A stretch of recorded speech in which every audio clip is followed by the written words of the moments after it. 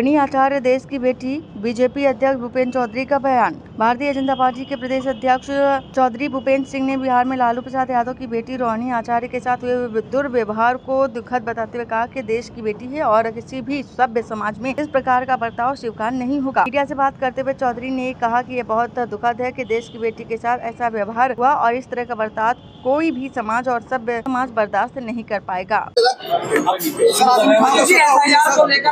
कांग्रेस अब ट्रेनिंग करा रही है और लगातार उसका विरोध।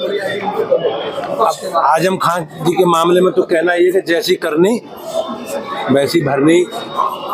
देश की न्यायपालिका में सबको विश्वास है और जिस प्रकार से आजम खान जी ने अपने बेटे को विधायक बनवाने में जल्दबाजी की, कानून का उल्लंघन किया, तो कानून का डंडा उनके ऊपर चला।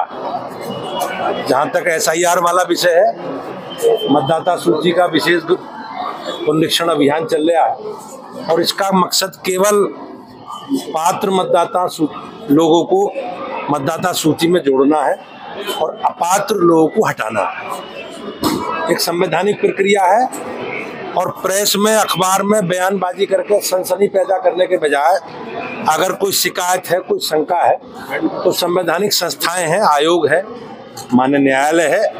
इस प्रकार की नकारात्मक राजनीति करने के बजाय, देश के संविधानों संस्थाओं के प्रति अविश्वास के बजाय कांग्रेस पार्टी को और विपक्ष को कोर्ट में जाना चाहिए या माननीय निर्वाचन आयोग में शिकायत करनी चाहिए। जो ट्रेनिंग करा रहे हैं अपने कार्यकर्ताओं को SIR से लेकर, निश्चित रूप से सबका अधिकार है लोकतंत्र में और कांग्रेस एक राजनीतिक दल है। लंबे समय तक कांग्रेस ने देश का नेतृत्व किया है, तो उन्हें अपनी सभी प्रक्रियाओं को पूर्ण करने का अधिकार है। लेकिन देश में अनिश्चितता पैदा करना, एक नकारात्मक एजेंडा चलाना और देश की संवैधानिक संस्थाओं को कमजोर करना, लोकतंत्र को कमजोर करना और मीडिया में इस प्रकार की सनसनीखेज बयान देकर देश में लोकतंत्र के प्रति अनास्था निर्माण करना, हम लोग उसकी निंदा करते हैं। और देश काराकांडी को लेकर के शुरुआत जो है फिर से क्या लगता है?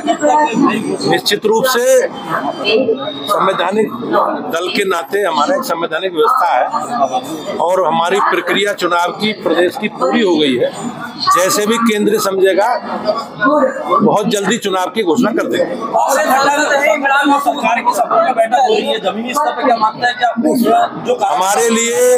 हमारे लिए सब गर्व की बात है। भारतीय जनता पार्टी का जो कमिटमेंट है, संकल्प है, हमारी सरकारें उसे पूरा कर रही हैं। हमने जिन जिन मुद्दों को लेकर चुनाव में गए हैं वो सब सरकारों ने पूरा कर दी है।